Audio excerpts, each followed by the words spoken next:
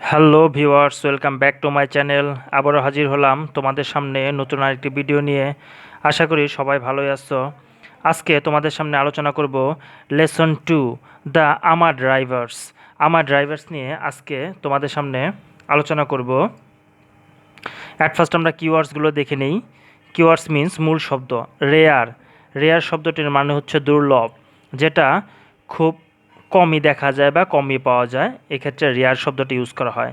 Dissent শব্দটির মানে হচ্ছে অবতরণ করা বা নামা। তারপরে হচ্ছে হাজারডোয়াস শব্দটির মানে হচ্ছে বিপজ্জনক। তারপরে রিলে মানে হচ্ছে নির্ভর করা। সো আমরা এখন মূল প্যাসেজটা নিয়ে আলোচনা করি। রিড দ্য টেক্সটটি পড়ো and answer the following questions, এবং নিচের প্রশ্নগুলোর উত্তর দাও। বিফোর দ্য বিগিনিং, বিফোর মানে পূর্বে, দ্য বিগিনিং মানে শুরু, অফ দ্য 20th সেঞ্চুরি 20 শতাব্দীর শুরুর পূর্বে, পেয়ার্লস মুক্তা ওয়ার অবটেইনড, মুক্তা অবটেইন মানে লাভ করা, মুক্তা লাভ করা যেত বা পাওয়া যেত, ফ্রম মানে থেকে, পেয়ার্লস ওয়েস্টার্স মানে ঝিনুক থেকে এই মুক্তাগুলো পাওয়া যেত।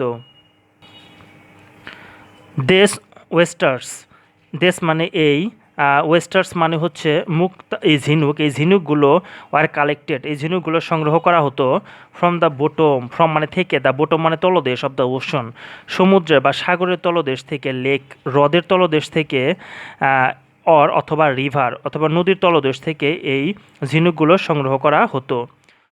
Two get enough pairs oysters, to get মানে পেতে, অ্যানাফ মানে যথেষ্ট পরিমাণ এই ঝিনুক পেতে, ফ্রি ড্রাইভার্স মানে মুক্ত ড্রাইভার্সরা বা ফ্রি ড্রাইভার্সরা ওয়ার অফেন তারা প্রায় সময়ই ফোর্স তাদেরকে ফোর্স করা হতো বা জোর দেওয়া হতো টু ডিসেন্ট নামার জন্য, টু দ্য ডেপথ গভীরে নামার জন্য তাদেরকে জোর করা হতো, অফ মোর দ্যান মানে অধিকতর 100 ফিট, ইন দ্য ব্রেথ মানে তাদেরকে ওয়ান শব্দটার অর্থ হচ্ছে এক, আর ব্রেথ মানে শ্বাস, এক শ্বাসে বা এক দমে তাদেরকে 100 ফিট পর্যন্ত যেতে বাধ্য করা হতো, যথেষ্ট পরিমাণ এই মুক্তা ঝিনুকগুলো সংগ্রহ করার জন্য বা আনার জন্য। বিকজ অফ অর্থ হচ্ছে কারণে, because of the difficulty of diving মানে এই ডাইভিংয়ের কঠোরতার কারণে বা সমস্যার কারণে, পেয়ার্লস মুক্তা অ্যাট দ্যাট টাইম ওই সময়ে ওয়ার অফ ডিফারেন্ট বিভিন্ন রকম কোয়ালিটি মানে বিভিন্ন রকম গুণের ছিল বা কোয়ালিটির ছিল, অ্যাজ ওয়েল অ্যাজ এবং ভেরি রেয়ার এবং খুবই দুর্লভ ছিল এগুলা। ইন এশিয়ায় সাম পেয়ার্লস ওয়েস্টার্স কিছু মুক্তার এই ঝিনুকগুলো কুড বি ফাউন্ড খুঁজে পাওয়া যেত, অন শোলস, শব্দটার মানে হচ্ছে ঝাঁকে, on Scholz at a depth মাত্র গভীরতা, ডেপথ অফ 5 to 7 ফিট মানে 5 থেকে 7 ফিটের মধ্যেই, ফ্রম দ্য সাফেস মানে উপরিভাগ মানে পানির উপরিভাগ থেকে মাত্র 5 থেকে 7 ভাগ অংশের মধ্যেই, 5 থেকে 7 ফিটের মধ্যেই এইসব মুক্তাগুলো পাওয়া যেত। মানে পানির উপর থেকে 5 থেকে 7 ফিট যদি গভীরে যাওয়া যেত তাহলেই অনেক ঝাঁকে মুক্তা পাওয়া যেত।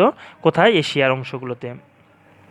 অ্যাট টাইমস ওই সময় দ্য ড্রাইভার্স এই ড্রাইভারেরা হ্যাড টু তাদেরকে যেতে হতো, হ্যাড টু মানে জোর দিয়ে বোঝানো, তাদেরকে যেতে হতো, গো তাদেরকে তলদেশে যেতে হতো বা 40 ফিট 40 ফিট পর্যন্ত যাইতে হইতো, অথবা even up to 125 feet 125 feet পর্যন্ত, এমনকি তাদেরকে 40 ফিট অথবা এমনকি 125 ফিট পর্যন্ত তাদেরকে ডিপ গভীরতায় যেতে হইতো, টু ফাইন্ড খুঁজে পেতে, অ্যানাফ মানে যথেষ্ট, পেয়ার্লস ওয়েস্টার্স এই যথেষ্ট পরিমাণ ঝিনুক খোঁজার জন্য তাদেরকে 40 থেকে 125 ফিট পর্যন্ত গভীরতায় যেতে হতো।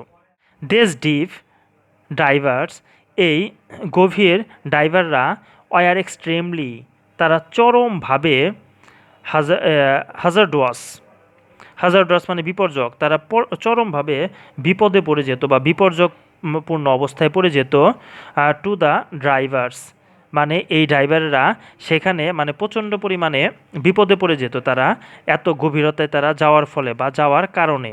সো ভিউয়ার্স, আজকে এ পর্যন্তই। নেক্সট পার্ট নিয়ে আবারও তোমাদের সামনে হাজির হব। সে পর্যন্ত সবাই ভালো থাকবে, সুস্থ থাকবে।